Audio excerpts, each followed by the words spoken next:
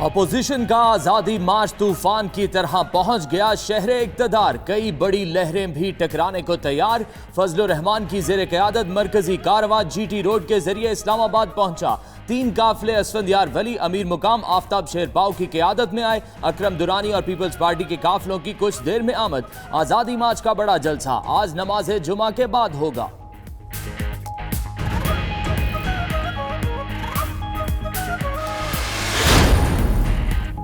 JUI का आज़ादी मार्च में लाखों अफराद जमा करने का दावा। मौलाना तो रहमान का कहना है अवामी समंदर के आगे हुकूमत का ठहरना मुश्किल होगा। हुकूमत के ना जाने पर आइंदा कलाए अमल तय करेंगे। नून लीग और पीपल्स पार्टी के कायदीन की मजबूरी समझते हैं। दोनों पार्टीज के कारकुन आखिरी वक्त तक साथ देंगे। ख्वाजा आसिफ का कहना है मौलाना के जलसे में हर अव्वल दस्ते के तौर पर शिरकत कर रहे हैं।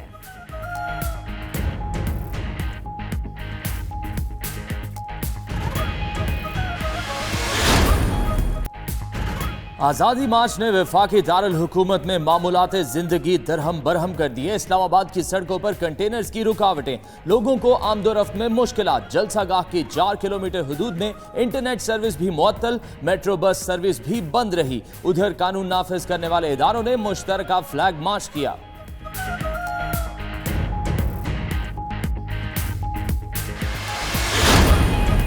रेलवे के वजीर को रिजाइन करना चाहिए। कहीं भी दुनिया के अंदर कोई रेल का एक्सीडेंट होता है, वजीर रिजाइन करता है, क्योंकि रिजाइन जब तक वो नहीं करता, इंक्वायरी नीचे उसके नीचे इंक्वायरी नहीं सही हो सकती। ये पहली दफा ट्रेन का एक्सीडेंट नहीं हुआ, ये बड़े 2-3 एक्सीडेंट्स हो चुके हैं।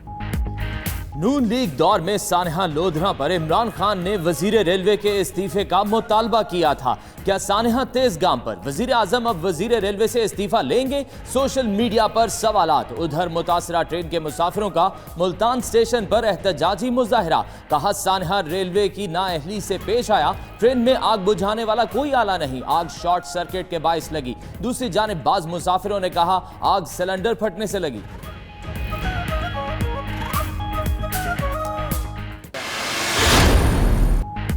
कराची समेत मुल्क के रेलवे स्टेशन पर मुसाफिरों के सामान की चेकिंग का कोई इंतजाम नहीं। कराची कैंट स्टेशन पर लाखों रुपए मालियत की स्कैनिंग मशीन कई माह से खराब। हैदराबाद, सक्खर और मुल्तान में भी सामान की चेकिंग नहीं की जाती। उधर ओगरा की नाअहली के बायस गुजरावाला में नाकिस सिलेंडर बनाने वाले कारखानों की तादाद 180 से बढ़कर 400 हो गई।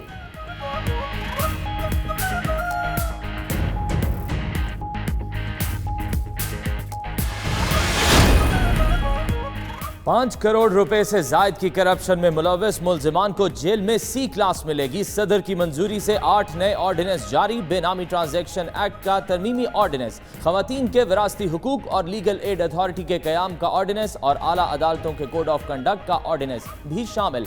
तमाम ऑर्डिनेंसेस के मुसवदे काबीना ने मंजूरी के बाद सदर को भेजे थे।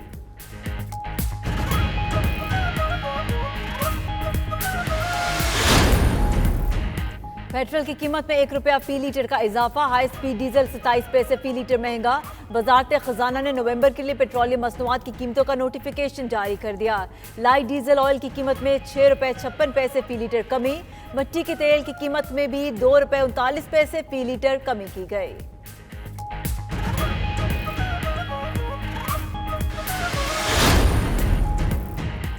वज़ीर आज़म का मुआशरे के पिसे हुए तबकात को गुर्बत से निकालने का अज़्म। डूइंग बिजनेस नुमाइश के मौके पर खिताब में कहा हुकूमत ने मुआशी मुश्किलात के बावजूद एहसास प्रोग्राम शुरू किया। हुकूमत अपनी बेहतरीन टीम की वजह से इक्तसादी चैलेंजेस पर काबू पा रही है। आलमी बैंक के सरबराह का कहना था पाकिस्तान में कारोबारी आसानियां पैदा करने की रैंकिंग में बेहतरी आई। बरामदात में इजाफा करने की जरूरत है।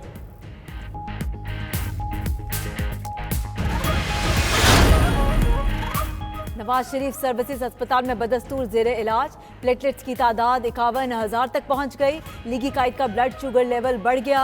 IVIG के इंजेक्शन की थेरेपी रोक दी गई। मेडिकल बोर्ड के मुताबिक नवाज शरीफ का स्टीरॉइड से इलाज जारी रखने का फैसला किया गया।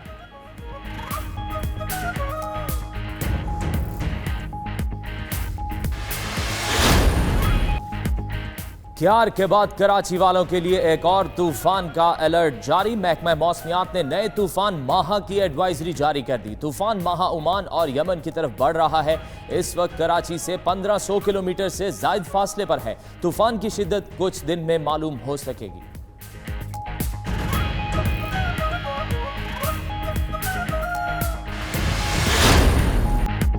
माह रबीउल अव्वल की मुबारक सातें जश्न ईद मिलादुन्नबी सल्लल्लाहु अलैहि वसल्लम मनाने के लिए मुल्क भर में शायान शान तैयारियां जारी।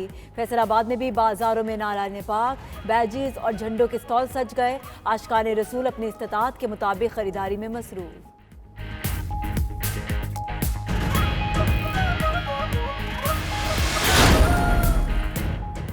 अमरीकी हवान नुमाइंदगान ने ट्रंप के खिलाफ मुआखजे की बाज़ाब्ता तहकीकात की करारदाद कसरत राय से मंजूर कर ली। करारदाद के हक में 232 और मुखालफत में 196 वोट डाले गए।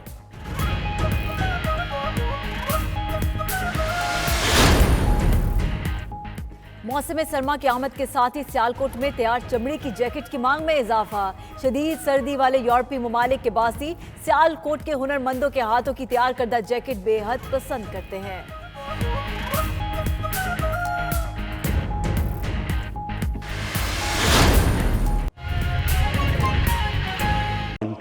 For all the work they put in.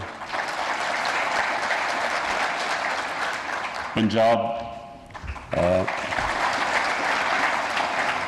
but I especially want to thank Elango for all the help you provided us.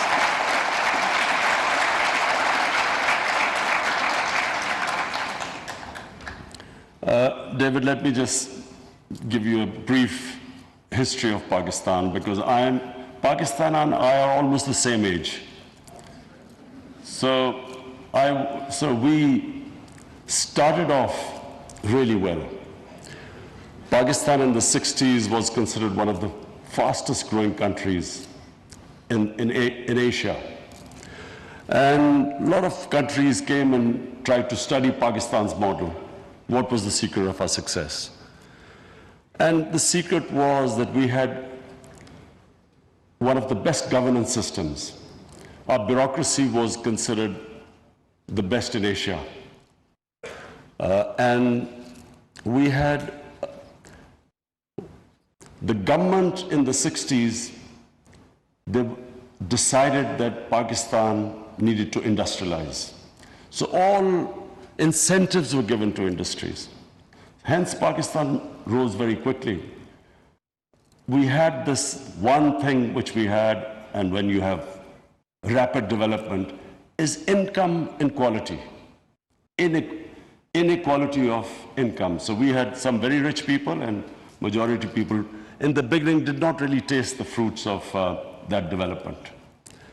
Unfortunately, rather than addressing this issue of income inequality, we started a program of socialism in the 80s, in the 70s, where this nationalization took place. And unfortunately, we lost our way. The problem was that we developed this, and because I remember the political, the slogans of the time, somehow we developed this idea that making money was a sin, that people making too many profits were somehow doing something illegal. And that mindset is what really, where Pakistan suffered. And actually that mindset persisted even to this day. Amongst the bureaucracy, amongst some political figures, the idea that people should not be making too much money, the socialist mindset. So what we want right now, the gains we have made, these 28 points we've gone up, it's the beginning. What we must start off with is a different mindset, that making money is not a sin, as long as you pay your taxes. Now that's the other problem, we don't pay our taxes. Maybe that's why people sort of resent people making money. But this new mindset in Pakistan is extremely important if we have to create wealth. Wealth creation is how we will get out of our current situation. We have big deficits. I congratulate our economic team that we have narrowed the current account deficit, but still we have big fiscal deficits. We still have to manage our current account deficit. But the future is if we create wealth. If we create wealth, which is, David, what you were talking about, once you create wealth, you create more, you collect more taxes, and then you spend that money on your human beings. That's how we saw China develop in the last 30 years. So this is the model for Pakistan. We want industrialization.